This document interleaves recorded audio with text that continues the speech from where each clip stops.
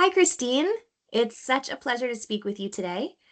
We were connected through a former colleague at the Norwegian Institute of Public Health, where I completed my Fulbright research on refugee health in 2023 and 2024. I also recently virtually attended your presentation, How is the Current Funding Landscape and U.S. Withdrawal Affecting Global Health Priorities, at the University of Oslo's Future Global Health Seminar on October 2nd. Your reflections on shifting geopolitical dynamics, financing, and equity were compelling, and I wanted to ask you more on that today. They're also highly related to the global health course that I teach. Overall, your career spans clinical medicine, academic research, and national policy leadership. You have worked at the intersection of maternal and newborn health, priority setting, migration health, and sexual reproductive health and rights, with professional and research experience across Norway, Ethiopia, India, Germany, the United Kingdom, and global policy institutions in Geneva. You're such a great example for students of global health or other people who want to learn about it. These diverse settings offer powerful examples of our global health students, of how research and practice can cross borders and levels of the system.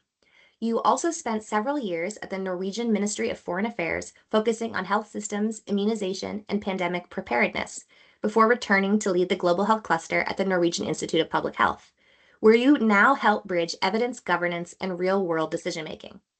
Amazing. I am grateful to speak with you and learn how you think about linking ethics, equity, and policy in a complex global landscape. Thanks so much, and really excited to be here with you today. Okay, thank you. So the first question I have for you is about career path and motivation. You trained and practiced medicine in Norway and have worked in global health across Europe, Ethiopia, India, and more. How did these diverse settings shape your path from clinical work into global health and policy leadership? No, thanks so much again for the introduction and really interesting summary of some of the steps I've taken in my career. As said, I started off studying medicine with a specialization in global health at the University of Bergen in Norway, where I later completed a PhD in a research group that now is called Bergen Center for Ethics and Priority Setting. So my training and background there is the foundation of my academic work. But I think I wanted to highlight that since the very start of my study, I had very strong interest in the areas of fairness, equity, and human rights. You could have said that I should not study medicine, but social sciences or comparative politics or something like that. Later on, I've ended up at the intersection of the interest where I started, but also with a strong interest and motivation for contributing to solving some of the challenges that we see in global health and public health. And what is a key issue for me since the start, but still is to ask the question of how do we, of asking, when we do things today, how does that really matters for people and how does it matter for patients? And I think my background and training as a clinician, and also having worked as a GP in hospitals in Norway, having done my data collection at hospitals in rural Ethiopia, this has kind of made it clear to me throughout the journey that we should really do the work that we do with the interest in improving the health of these populations. I have also seen, and you allude to this in your question, that I've worked in different settings in Europe, in Ethiopia, and also did my clinical and global health training in India. I've seen that context really matters. When I was working as a GP on a rural island in Norway, when I was working and collecting data at the hospital in Ethiopia, and there are many other examples, you see that context differ. How important is poverty? How important it is to have access to care, that care differs, and that resources and quality matters. But still, I would say that while context really matters, I think my training has made it clear that you have to take this systems approach to what you do, thinking about health system, thinking about public health and determinants of health that is relevant independent on which context that you are working on. And so in summary, I would say that my work and career as a medical student, later researcher, policymaker, and so on, have made it clear to me, and I'm still committed to that we should ask and think about whatever we do. We need to keep an eye on what this has implications for patients and their everyday lives. Yes. Thank you. Great. Next question I have is on priority setting and ethics. Your PhD research in Ethiopia explored real-world priority setting for newborn care. That's actually a major topic we cover in our course. What lessons from households and communities there continue to influence how you think about national and global priority setting today? And what is priority setting for someone who might not know?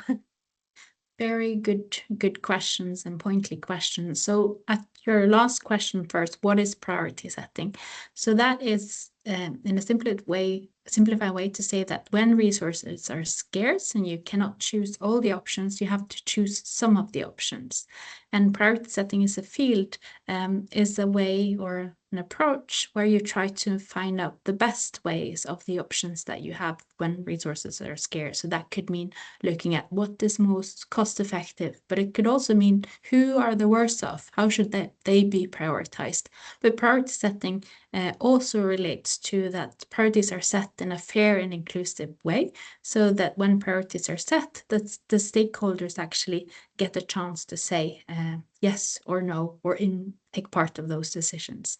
My interest in priority setting has always been linked to what happens at a patient and family level, and relating that to the discussion that happened at global and national level, because sometimes a topic can be prioritized at the global level or by a national politician, but may not directly translate into that something is prioritized at lower level. So my PhD was on newborn health in Ethiopia and care seeking for newborns, looking at this in a universal health coverage context. So newborn health and maternal health is a priority area, both from a global health perspective in the global discussions in Geneva and WHO and so on, and has also been a priority area by the Ethiopian government. I completed my PhD in 2018, so some of these findings may be a bit outdated. But what we did was to study, okay, if we see that newborn health is prioritized by the government, how does this relate to the priorities of the families? And in this rural district with high levels of poverty and low levels of education, we saw that families faced major financial barriers when they were accessing healthcare. They had high costs, both related to admission, to diagnostic, to medicines, to transport. And what we saw when these costs were so high, we saw that when the newborns fell ill, households actually faced a situation where they had to weigh on the one side care for the newborn versus care and the economy of the family. That could lead to that care seeking for newborn was delayed or not even sought, or that they sought traditional medicines and so on. So I could go on in detail on some of these effects, but in summary, what we really saw was that for the poorest patients with little cash or few opportunities to borrow money, it was not possible to seek care. And going back to your question, how do these lessons from household level and community relate to national and global priority setting? We really saw that when something is prioritized at global and national level, that did not necessarily lead into what was being prioritized at household level or families, where many other concerns that health were also the priorities of the family.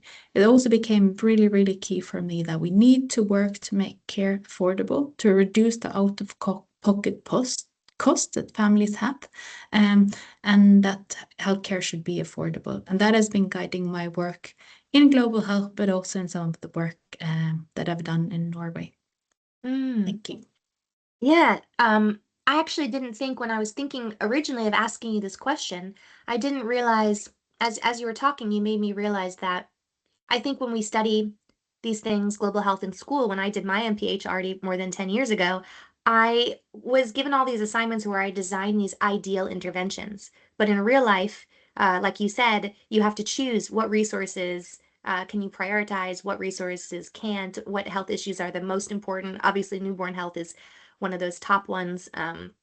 But more than that, what aspects of it? So I think that's important for students to be aware of that in the real world, there's a lot of choices that have to be made. Um, and also, I spent the last year researching postpartum hemorrhage. And when I originally thought of it, I thought postpartum hemorrhage, it's an issue for women who are giving birth.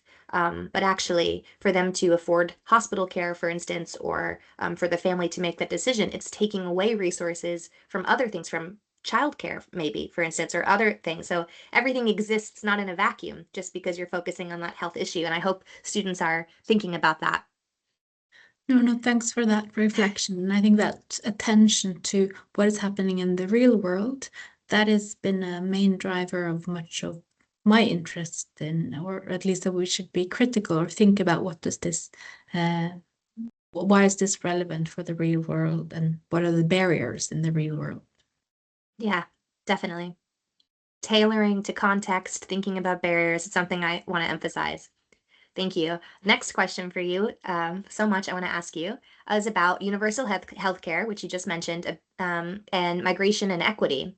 You've worked on universal healthcare and access for migrants, including research collaboration in Norway, Germany, the UK, and with global partners in multilateral institutions. Across these contexts, what do you see as the minimum essential package countries should guarantee to migrants and undocumented populations, and why? Oh, thanks. Really interesting question. And my interest in migration health started when I was a medical student and later as a medical doctor, when I was volunteering for a center for undocumented migrants in Bergen in Norway. Some of you may know, some of you may not know, but Norway is high-income countries which offers universal health care for the population. But it's said that it's for all, but the case is that it's for almost everyone. So undocumented migrants are not included, and they have to seek healthcare otherwise. So in that area, offering care, very essential services like antibiotics for an infection that needed treatment, or getting a blood pressure, securing that chronic patients had access to the drugs they needed, it became quite clear to me that migration health was a particularly relevant area when it comes to equity and health. Later, I used this interest to also do some academic work in this space, as you mentioned. And my particular interest was to explore if we could adopt a more ethical approach to migration health, both when it comes to policy, when it comes to research, when it also comes to practice. So I'll provide some examples of the work that I've done, but there are also many other leading scholars in this area as well as practitioners.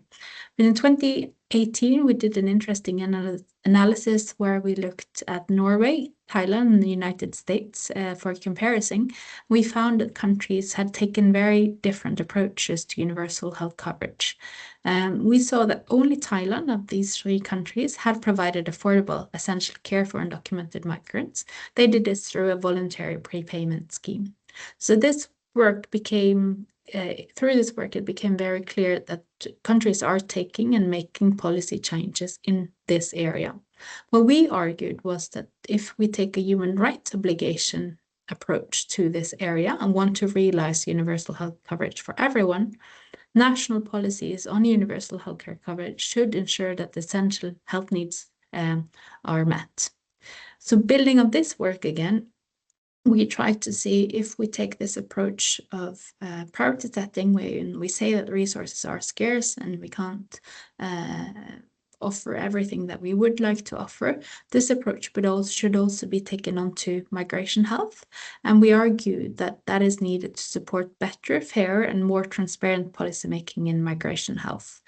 It's key that we explicitly acknowledge some of the trade-offs in strategic planning and so on. And this is really key. What we have seen in migration health is that there are sometimes very strict policies that exclude migrant population, but also that decision-making often is made in crisis. So for instance, where there is a large influx of refugees from Syria to Europe, or from Ukraine to Europe some years ago, countries took action very rapidly, well-intended, but with harmful consequences on migration health. So we have done some work in this area, but I think much more work is needed to define the minimum essential package for migrant population and other populations. And yeah, it's the answers are not crystal clear, but we think that a priority setting approach can help guide some of these questions. Yeah, and something else you were saying that I just want to highlight before the next question is about a lot of these decisions are made for refugee populations in crisis. And at that point, it's kind of late in the game to really think things out as best as you can. But that is the nature of, migration, refugee related migration. It's quick. It's not something you usually plan ahead for. So that's interesting to think about. No, you're right. And I think even if it happens in crisis and happen rapidly, countries can be prepared and have systems and policies in place. A big gap in many countries is that we have very limited data on migrants and subpopulation of migrants and their health, which is key to actually understand what are their needs and how are they using services and so on. So more research in this field is also a key message. Yes, and as I mentioned, that's what I did when I came here for my Fulbright. And just something that I found really interesting was about like the impact of a sense of belonging. That was one area that I focused on in someone's healthcare seeking behavior. Even if, like in Norway, there's very supportive programs and offerings for people who are refugees, um, they still, not just in Norway, but people still expressed through my research, um, a hesitation or unwillingness to seek care, even if it was available to them, if they felt like people didn't want them to be there, healthcare providers didn't want them to give, or there were even language barriers. So I think for someone on the outside, maybe they think, oh, the medicine is free for them, so what's the issue? But we're complex human beings, and you can plan ahead and be aware of that once it's shown in research and things like that, to include integration aspects or aspects to support senses of belonging in the refugee program. So that's something I thought was really fascinating, like truly medical anthropology or sociology. And actually, okay, no, I was going to say this. You're talking a lot about preparedness. I'll go to that question now and go back to the other question just because you mentioned preparedness, and preparedness comes in so many forms. Preparedness for like a mass migration, preparedness especially in emergencies, in epidemics. So that's my next question for you: emergency preparedness and workforce realities. So, your COVID-19 research in Norway highlighted moral distress among clinicians. Such an interesting topic. From your experience, what are 2 to 3 practical measures which could reduce ethical pressure on health workers in future crises, both in high income systems and in more resource constrained contexts? And just because this is so different from what we've been talking about, could you just explain why is there moral distress among clinicians in the first place? No, thanks a lot. And this brings me back to March 2020. I was in quarantine, then traveled from the UK where I was working at the time and back to Norway. And at that time, some of you may remember that we on the news could follow what was happening in Italy and the UK and many other countries where the large waves of COVID became into a large burden on health systems, where there were not enough healthcare workers, there were not enough ventilators, and so on. So at the time in Norway, the outbreak was ongoing, but it had not hit its peak yet. And some of my colleagues, including Professor Ingrid Miljeteg at the University of Bergen, which has worked a lot on clinical ethics, we started asking ourselves the questions: how will healthcare workers cope with this new situation if they have a large increase of patients from COVID-19? What happens to all the other patients that could not come to the hospital and so on? So we decided maybe we should study this. So together with researchers across university, hospital, Norwegian Institute of Public Health, psychologists, and so on, we developed a research project on priority setting dilemmas, moral distress, and support experienced by nurses and physicians in the early phase of the COVID-19 pandemic. At that point, we had no idea whether it would become what COVID-19 would look like in Norway. But we did a study, and what we saw or heard from nurses and doctors in Western Norway was quite interesting. Norway, it turned out, compared to other countries, did quite well in terms of COVID-19 related mortality early in the pandemic, but we did find that the COVID-19 mitigation efforts also influenced those that not directly involved in the COVID-19 treatment and patients. And some of you may know what moral distress is, some of you may not know, but a common definition that we use and many use is that moral distress is stress or worry that healthcare professionals experience when various obstacles or barriers prevent them from performing what they believe is ethically correct to do. So that could be providing care when someone is dying, being present, talking to patients, providing the correct care, and so on. So what we saw was that healthcare workers in Norway did experience priority setting dilemmas and distress also when the burden of the COVID-19 pandemic itself was not very high. So in terms of your question of what are how is this relevant also when it comes to future crises? Because this was COVID-19 specific, but what we argue in another paper is that this was one crisis, but lesson learned from this crisis is likely to be relevant also for other crises.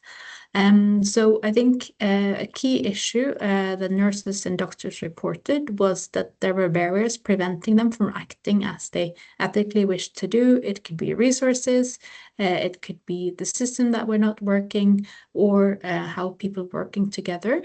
We also saw these priority setting dilemmas that related to over-treatment of some patients, under-treatment of other treatment, resource allocation between the hospital, but also that it was challenging to rank some patients' need over others. Should we prioritize COVID-19 related patients or potential patients when it had harmful effects, for instance, on psychiatry and drug patients? So they also had experienced that the expanded workload was quite challenging in terms of their work-life balance and staff health. So looking ahead, if we had to have a similar or different crises, we argue that it was key to strengthen the clinician's ability to cope with this new situation of limited resources, and that they should be prepared for this. We also said that in hospitals, leaders should ensure that clinicians get training to set fair priorities, both in a non-epidemic time, but also in epidemic times. And related, we really think that it's important to focus on resilience and sustainability in health system to prepare for new crises. Wow. I hope everyone could take all that in. That was just really, really good information. Thank you. And I want to go back now to the question I was going to ask. Thank you for all of that on preparedness, and we're going to talk more about that in the class I teach, but about global policy shifts. So a question more on policy now. In your recent talk that I watched virtually in Oslo, you discussed how shifts in global financing, the big topic of the year, and U.S. withdrawal affected priorities. How might these geopolitical changes influence countries differently? For example, low resource settings such as Ethiopia or India compared to higher income countries like Norway. No, thanks. A good question. I'm sure that you in your class have talked about how global health now looks quite different than it did 1, 2, 3, or 25 years ago. And I think it's changing fundamentally in so many ways. I'll talk maybe a bit on financing, but also on governance in global health. And so I think when we think about how the financing situation is changing, we tend to think about the drops in external development assistance for health, or for instance, the large cuts in USAID funding, but also from several European countries. So that's, of course, a big challenge. But what countries also face is that they face increased debt. And in many countries, they actually spend more in terms of paying the interest of their loans than they spend on health. So the burden of debt is really limiting countries' investment in health.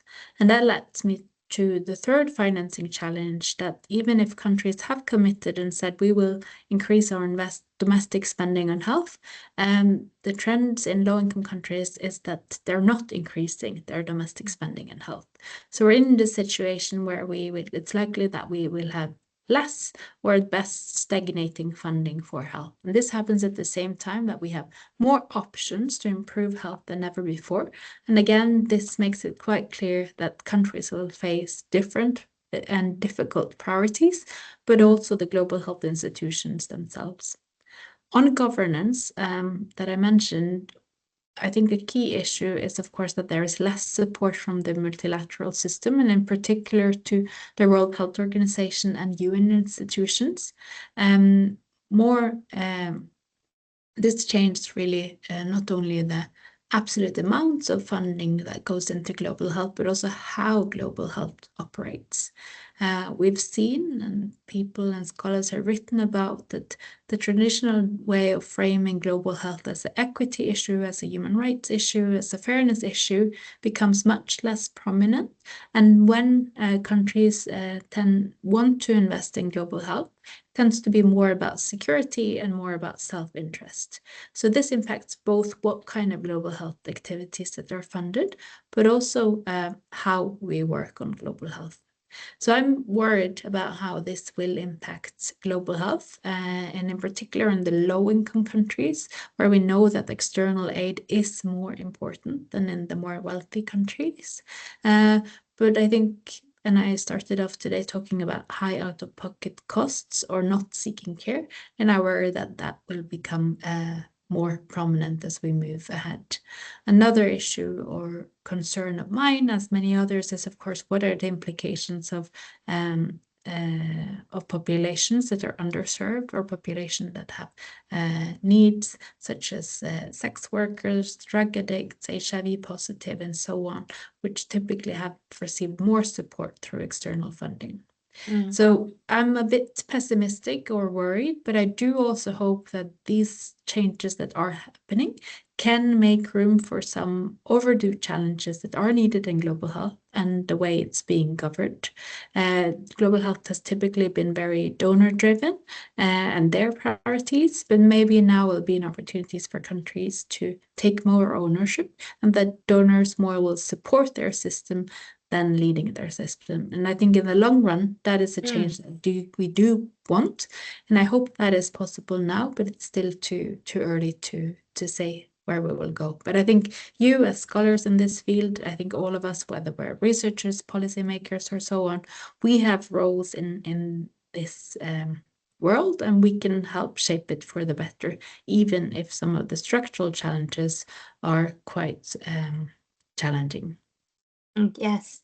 Something I want to pull out as a highlight for students is you were talking about how, I'm sorry, you were talking about how it's shifting with the financing and how everything was so reliant on donor funding until now. And I think that people who are not involved in that decision making or are not exposed to that decision making or the experience of when the financing runs out or when the financing is unstable between grant applications or otherwise, or now when the financing is gone all of a sudden, the floor is taken away beneath so many people's feet, then you can think that, it's not the most sustainable approach if all the money is coming from external sources.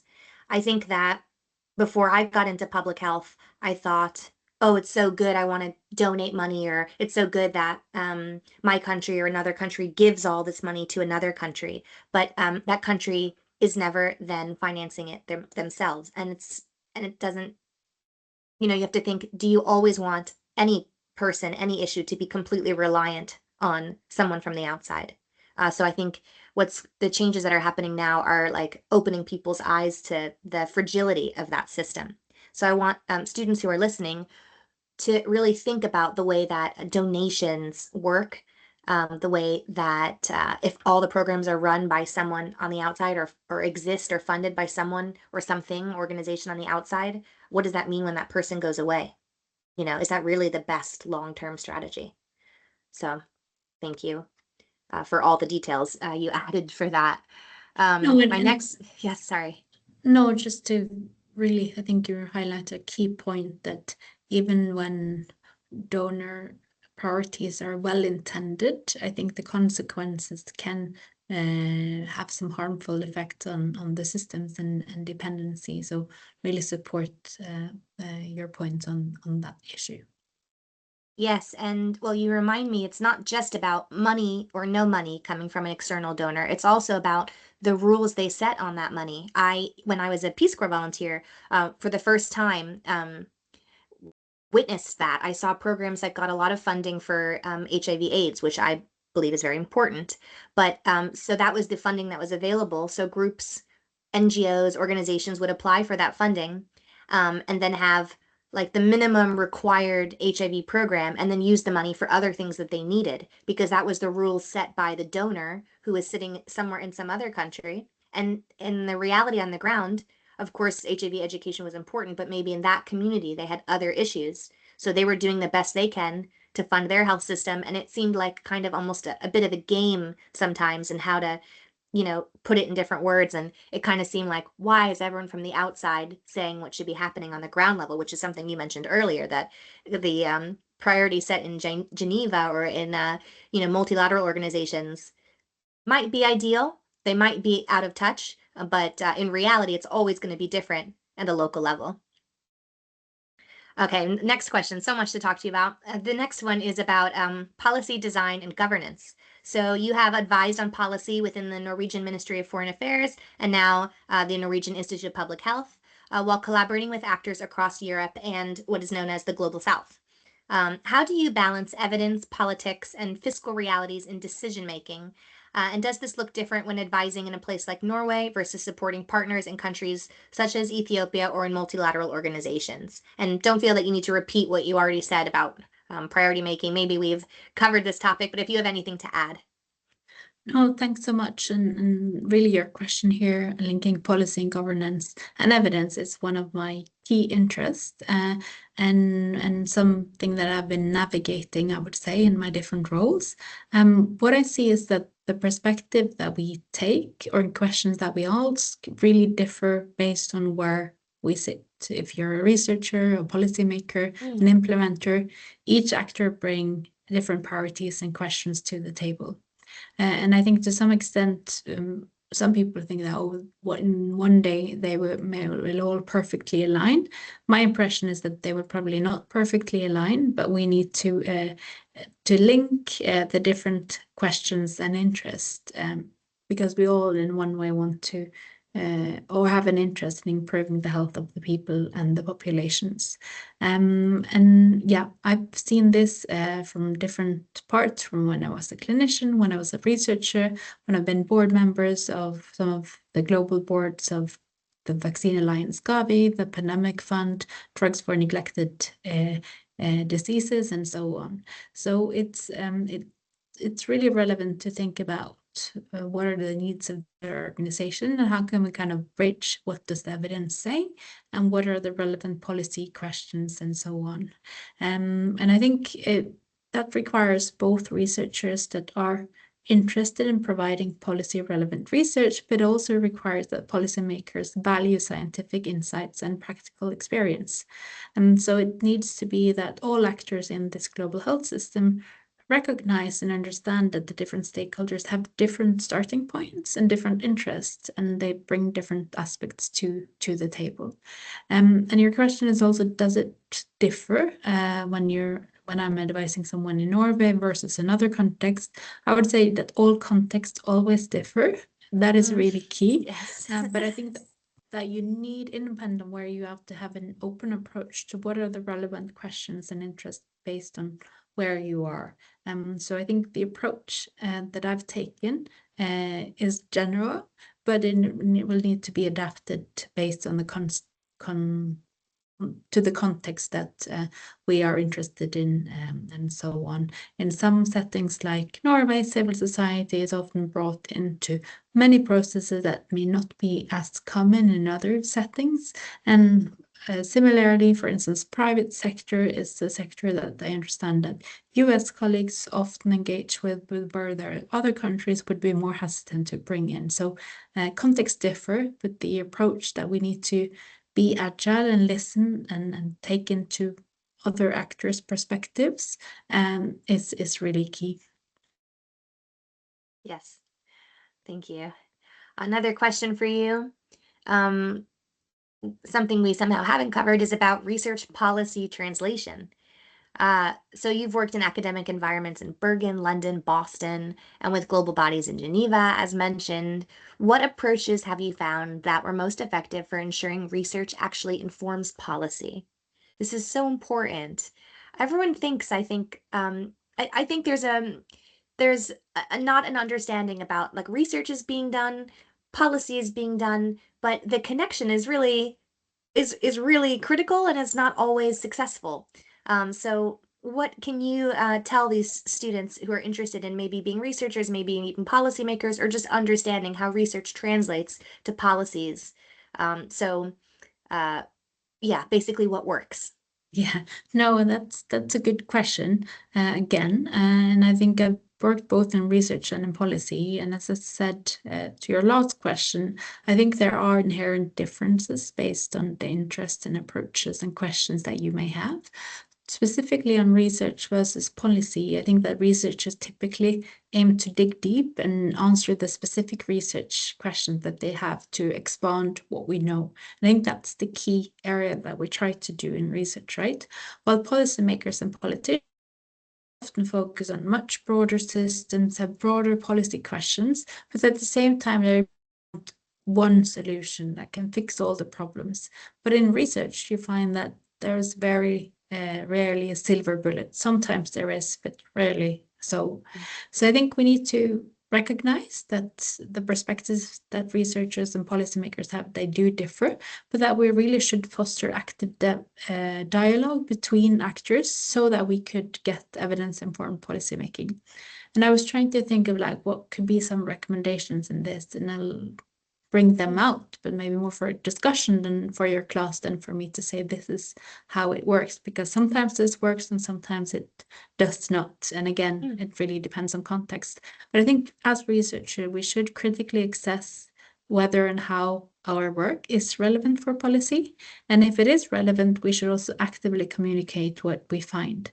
I think we should also stay as researchers involved in dialogue with policymakers, but also civil society, the society, private sector, other stakeholders to understand their needs. And often in research, we talk about communication or dissemination, but what I learned from colleagues at the University College London was that we should talk about these efforts of dialogue as public engagement, and that it's really a continuous exchange of information and not only dissemination alone. So it's not a one-way communication, but a two-way dialogue. And I think that is really key to remember. Policymakers, I would say that it's important that they think and actively seek about is there relevant research that can help solve some of the questions that we do have. And they should be attentive to this also when the research is not supportive of what maybe was their wish. And policymakers need to realize that sometimes when you ask a researcher a question, you may get a very complex answer because that was what they found. But I think policymakers also should encourage studies on policymaking, on policy processes, and on priority setting, and in global health. And some of this work really happens within a big black box. So it's not like we always have studied these policy processes either.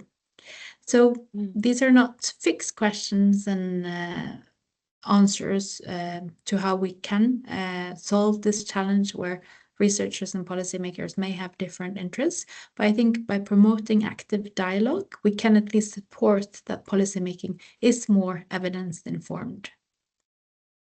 Yes, and small thing I'm gonna pick out to highlight of all this great information is for students. So you're speaking as a practitioner and expert, and you have a role in the things that you're saying. And students potentially are still at an early stage. Some students have a lot of experience, so not all students, but many students are at a very early stage. And I don't want, if you're one of those students, for you to think that, uh, well, this is interesting to hear, but it's not something I'm involved in or won't be involved in for a long time because I won't be at that level of decision making or I won't be producing that kind of research. But that's really not the case. Because you are producing lots of things all the time, assignments, and you have opportunities to publish, to write papers, to engage, to network. So when you're doing that kind of work, even an assignment for class, you can think, rather than summarizing this information, is there a way I can put together something that I'm finding that's saying something new, that's showing something new or in some way?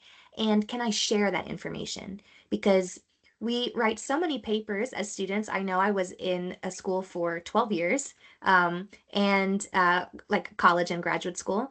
And I just produced paper after paper, submitted them, it's over. It doesn't have to be that way. You can think, how can this make an effect? Where can this go? Can I publish this somewhere? It's not, doesn't have to always be the case for every assignment, but maybe look for opportunities like that to contribute. And so ultimately, like what Kristine is saying, maybe the work that you do doesn't just disappear when you submit the assignment, but ends up becoming publicly available for other people to learn from. Maybe that affects someone who makes some kind of policy decision. Maybe it becomes an editorial in a newspaper that someone reads who doesn't know anything about global health or didn't know about that topic, and you've spread education or awareness. So I think what you're saying, Kristine, is that you need to think about this dissemination of the information, making it come out there, whether you're at an early level in your career or you are writing the biggest research papers in the biggest journals and you want the top politicians to know about them. No, fully support. And when I was a student, I was also doing this as part of my student organizational work and civil society work. And I think it's really key that you should not start doing this if you publish in the Lancet or New England Journal of Medicine, Right. which I have not, and most people never will. But it's about sharing what we know. And I think I really support that active engagement and dialogue. It could also be through social media or other ways of communicating Definitely and good promoting point. that dialogue. Definitely good point. I mean, also you think about who's your audience. Maybe you're sharing important information with people who are social media users about adolescent health, for example, with adolescents. But anyways, to this is great. But to go to our last question, this is advice for students. Skills and early career guidance. So many global health students are excited about the idea of working across different regions, whether in East Africa, South Asia, or Europe. I also encourage students to think about volunteering or doing work remotely, especially in the bigger picture of things related to climate and burden and financing. But there's so many options out there. So what core skills, analytical, relational, or field focused, do you think are most important for contributing meaningfully? Not just traveling, but contributing meaningfully in varied settings across the world, and how might they be similar and how might they be different according to place? No, thanks a lot for that question. I think I would have asked that question when I was a student myself. And I think when I think about global health, it's of course a particular field of study, but it's also an approach that we take to health, which focuses on equity, both some of my work, which has been on undocumented migrants in Norway, that is global health work. My interest in climate change and health that relates to Norway and the global work. My work on in Ethiopia and my PhD is also part of the global health work. So I think I really support your way of thinking about what is global health and how can I contribute to this. And as you've heard through this interviews, I worked on this topic from different angles and with different methods. I'm very grateful for those experiences from my research to my internship at the World Health Organization, the work that I've done with the Ministry of Foreign Affairs until this summer, and also my background as a clinician and public health specialist. So what I'm trying to say by showcasing this, that it is that global health becomes more interesting and more relevant when you have a varied experience and background. You meet different ways of working, you meet different people, you get to know different institutions and culture, and that is really valuable in global health, which is such a multidisciplinary field. So I would really support that approach that you're suggesting, Larissa. In terms of core skills, that is always a bit challenging to define because it also depends on what you want to do, right? But what is really key is, of course, to take an analytical approach to what we do, anchored in science, anchored in methods. And I think here you can work from a quantitative or qualitative perspective, but a key here is, of course, that this ensures that you have an evidence approach to what you do. When someone raises an idea and you just say, yes, that's a good idea, without having thought about, does this really make sense from what does the science says? I think that is a key question to ask yourself when you're taking on something. Then, of course, there are relational skills that you need to be able to work in partnership with both different individuals, different institutions, which happen in different contexts. Cultural sensitivity is a part of this piece. And then, of course, you talked about the issue of traveling or working in diverse settings.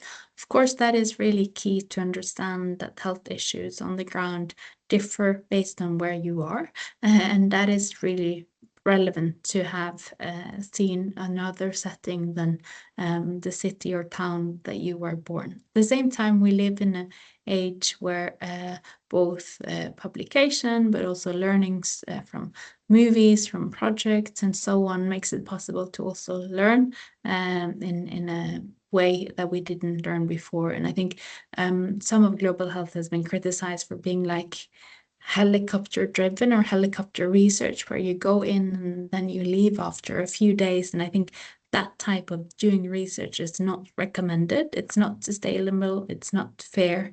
So while traveling may be something that many of us would like to do, we should be careful as thinking about this as a main motivation for our global health work. But a key recommendation on my side, independent of how you approach this, is that you should really do what you think is most interested and what truly excites you. That's where I've gone, and that has led me in different directions. But I think that is a key way of making sure that you're motivated and can do the best version be the best version of yourself and contribute in the best possible way. I think you also sometimes should be bold. It may feel intimidating, but my experience is that have been some of the most rewarding steps, even if they were not the easiest. And my last point, I know we are moving towards the end, but is that I think it's really, really important that we all remember that global health is shaped by power dynamics and have a colonial legacy that we need to take into consideration. I am an individual born in a high-income country, also working in a high-income country institution, and we need to think about the roles that we do have, and we all need to commit to and actually deliver on a more fair and inclusive global health approach than we have seen for some time, and making sure that diverse voices are heard and have a seat at this table. And that can sound like words or buzzwords, but I think what it's really key is that we take that into the work that we do on a day-to-day. Couldn't agree more. I don't even want to add anything. That's perfect. Thank you. I couldn't agree more. Maybe students rewind and listen to the last part again. That's awesome. Thank you so much, Kristine. This has been excellent information, and I appreciate your time today. Well, thanks so much for inviting me, Larissa, and best of luck to you and all of your students. I'm sure that you will be contributing to improving global health in a very meaningful way, and I hope you will enjoy your studies and best of luck on your next steps. Thank you.